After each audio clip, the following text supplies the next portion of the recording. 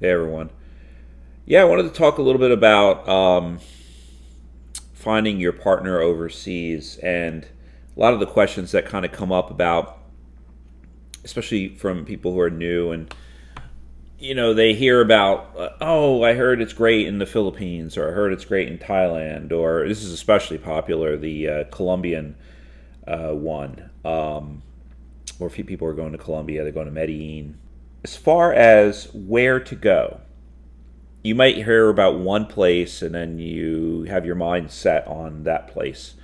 For me, initially, it was Colombia. It seemed to be one of the most popular places on TikTok that I noticed because I didn't really know where to go when I first looked. Ultimately, I ended up landing in Peru. That was just based on a mistake because, well, more of a convenience that the my custody schedule allowed for me to go on a singles tour through a matchmaking agency. I went to Peru, and I thought it was one of the best places personally to go.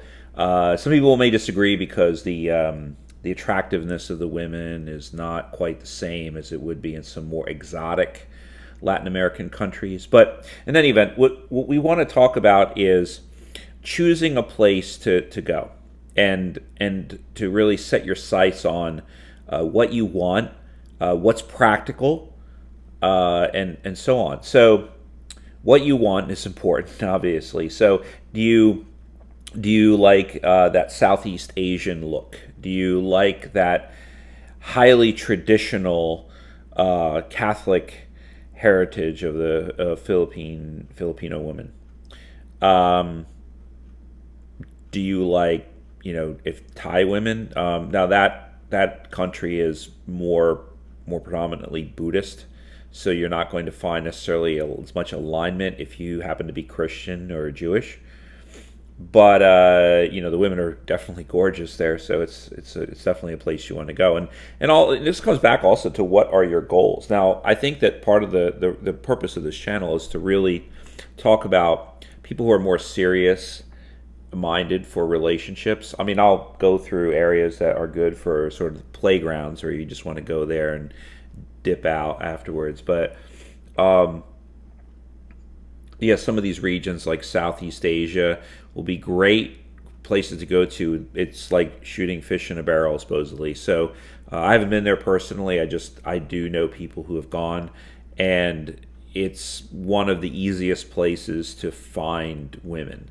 Now that being said, it's very expensive if you're coming from the United States to go to such a place. First of all, so let's say you do go there and you do meet somebody you like, that you happen to even fall in love with. um, what are you going to do? If you're planning on bringing her back, I think a lot of the focus of this channel will be about bringing her back. They always say, oh, don't never bring her back because she'll get westernized and everything. I'm going to talk through that a bit to kind of dispel some myths and to help prepare you a little bit better, um, to kind of shield yourself from that possible outcome. But Southeast Asia may not be your right place because of these limitations. So, but yeah, let's say you do want to bring her back. Um, if she's from Southeast Asia, how's that going to work out when you want to? If she's traditional, and that's what you're seeking, I assume you are seeking that. She's going to want to visit her family once in a while. Is it realistic for you to be able to hop on a plane with her and your kids down the road, your mixed children that you might make with her, and hop on a plane to the Philippines once or twice a year? Um, from a monetary standpoint and a time standpoint, are these realistic goals? So make sure you think ahead when you consider some of these regions. Don't just go, oh, Thai women are hot, I must have a Thai woman. It's fine if you want to go there just for some fun, find a couple of girls to play around with, and then come home. That's fine. If that's the phase you are in your life, and that brings up another point, that you should not be doing this whole passport bro, looking for a woman overseas, if you haven't done your own mental health awareness, let's put it that way, if you haven't resolved much of the trauma from your divorce and kind of faced it head on. I'm not talking about crying it out. Please don't do that. Just when you have, well, it's fine to cry it out, I guess, if you want to a little bit. But I mean, when you have faced it like a man, when you have understood what went wrong and you've improved yourself, and now you feel ready to be in a relationship, a serious relationship, and you've thought through the plan, like I'm saying about logistics, Southeast Asia, maybe not in the cards for you unless you want to retire there early, or you really have a penchant to go there once or twice a year to visit her family. That's why I'm so warm on Latin America, because the logistics make it so much easier. And there are so many countries in South America and parts of Central America. So to me, the choice seemed obvious. But I looked into Latin America. There was a lot of convenience associated with. I think I told you already about the my calendar being freed up for Peru. Noting that the cost of getting there and the expediency of the voyage is definitely a huge positive. Argentina would have probably been my favorite place to go. I just like the culture, and I think that the women have that European kind of bent to them. Now, I wouldn't recommend going to Argentina if you're not Caucasian. There's a touch of racism in the country, so it's probably not best if it's probably best if you don't go there unless you happen to be Caucasian. Sorry to say, but Peru is one of the, I'd say, best places to go. It's kind of an undiscovered gem. Everyone goes to Colombia, and it's in the news lately with all these people being unalived in Medellin, which is very unfortunate. I would not look at it like you should never go there. I'd say you'd have to be a lot more cautious if you went to Colombia. But Peru is great for the simple fact that if we looked at the demographics, I'm kind of nerding out a little bit here with the demographics, but you'll note that in here we have after the age of 24, there's a surplus of females in this demographic curve, and that gets profoundly larger as you get into the 30s. So if you're like me, I'm 45. When I met my wife in Peru, I was 45 also. So he got married pretty quickly, but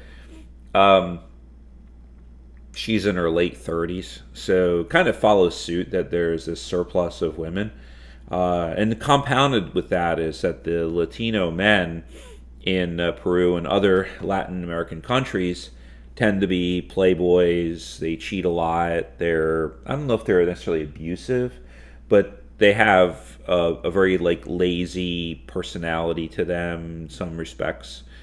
This is what the women there have told me, and basically they gave up on their own race and they looked outside, just as we're doing the same.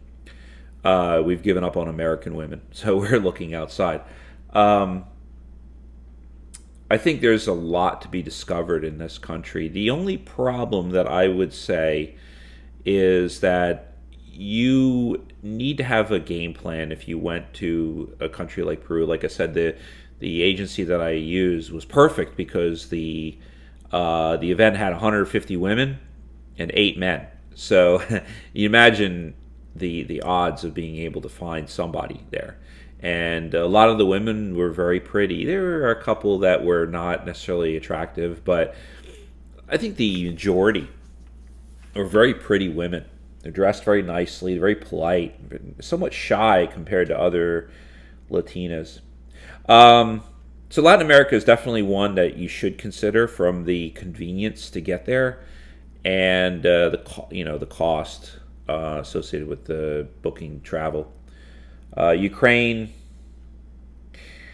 I was tempted initially to look into this, but for obvious reasons with the war, it may not be the best idea to go now. It may be an opportunity for this 5 to 10 years from now, after hopefully, God willing, there's a truce or some type of peace in that area, and then there will be definitely a shift of demographics. A lot of men were killed in the war, so it may be one of those, sad to say, not something that I relish, but there will be a surplus of females that are age appropriate. So yeah, Ukraine could be something down the road. Now, what you can do is you can look at Ukrainian women who have been refugees in Western Europe. There are a lot of them. They are all over in France and in England and Spain, and they get temporary residency. Sometimes they get citizenship in those countries. Just depends on the asylum rules or whatever is going on in their immigration status. I've seen some that had to go back to Ukraine, unfortunately. Again, these were women I was talking through the agency that I mentioned, and I just decided the Ukraine option was not necessarily the best for me. Also, I get a little bit wary about the intentions of some Ukrainian women. I'm not enough of an expert to know. I want to shield myself from somebody who will use me for a green card or, divorce again, and be caught with another battle for the distribution of assets. So anyway, Latin America. So Peru, definitely one to look at. Argentina, can pull up the demographics for that, perhaps. Yeah, it doesn't look as favorable.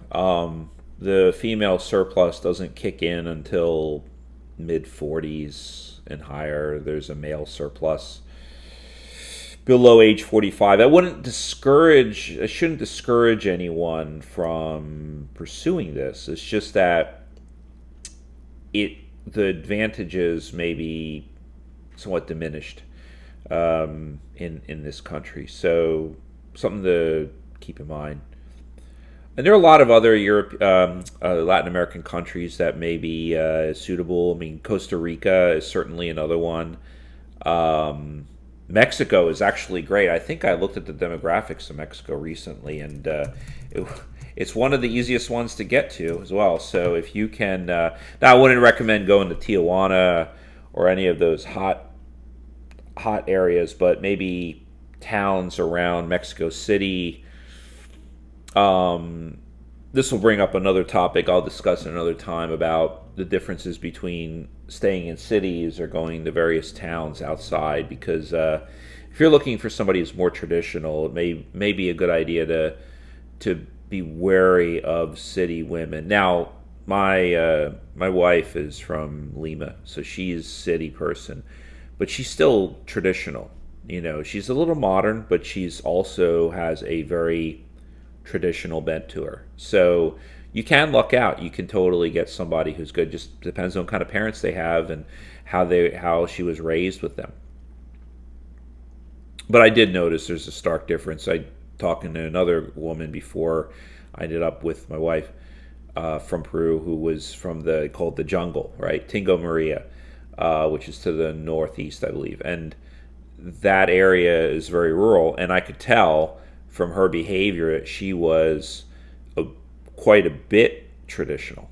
So it was something that was noteworthy. I just wanted to kind of give you ideas and inspiration to get started and to look a little bit and research some of these different